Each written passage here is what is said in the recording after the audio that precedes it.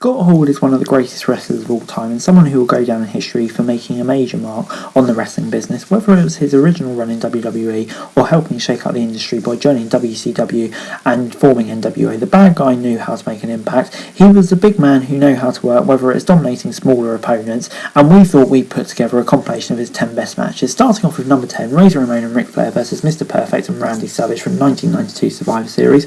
Ramon was a strong singles wrestler, but he always worked well in a team, and he got to work well with Flair in his solid encounter. He ended up breaking a pinfall, which led to a DQ finish, but outside the match, they all know what it's going to do was whip the crowd into a friendly, and that's exactly what happened here. He really grew reception out of the audience. Moving on to number 9, Razor Ramon versus Bret Hart at the Rumble 1993. It shouldn't be too surprising that one of his best matches was with Hart, considering he was himself one of the best wrestlers of all time.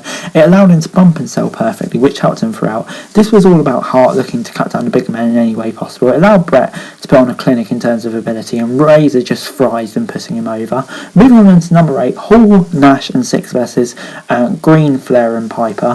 Whether Scott Hall got the chance to work alongside Nash and Sykes, it's always creating magic, and it was the case here. With this being a 6-man tag team match, everyone was working hard. Ric Flair was particularly great in this one. The heels bumped around and the babyface team looked fantastic, which was ultimately their job, and it's a thrilling main event. Moving on to number 7, Orton, Murdoch and Hall versus Enoki, Khushu and Hoshino. A lot of wrestling fans are aware of the work he did in the two major US promotions, but not in New Japan. This was a great example.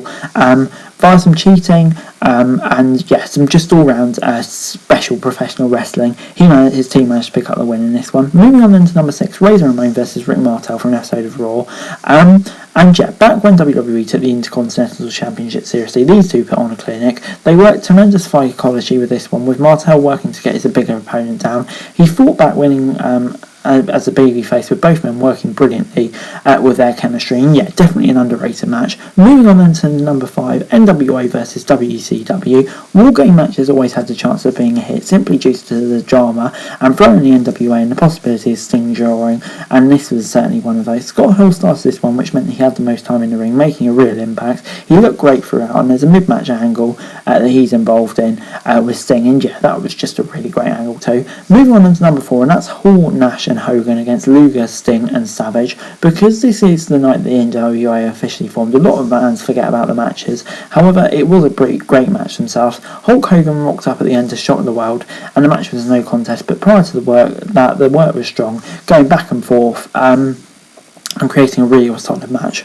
Moving on then to number 3, and that is Diesel and Shawn Michaels versus Razor Ramon and 1-2-3 Kid. These four men had a general connection, and the fans were aware. Every man was going all out, and it was a truly hidden gem of Razor Ramon's career. He and 1-2-3 Kid might have lost this one, but they still looked good in the end, and Ramon had already taken victory several times throughout, and that really elevated the drama in this match, it's fair to say. Moving on then to number 2, and that's Razor Ramon versus Shawn Michaels. A lot of fans would argue this was a stronger ladder match out of the two these men had, and it's hard to go against him. However, because this second one, it didn't allow them to work in a lot of psychology. They know how to get the fans invested, and that's what worked so well here. Michaels hit his knee in the match. He had to be plucky underdog while Ramon would target the area. They told a fantastic story, and with both men being baby faces, the fans were truly able to invest in this one. And moving on then to number 1, and it's Razor Ramon v Shawn Michaels, this time at WrestleMania 10.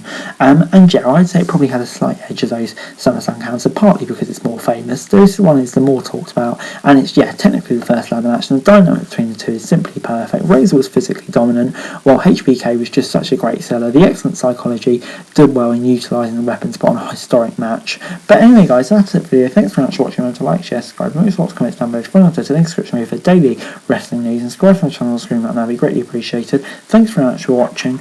Peace.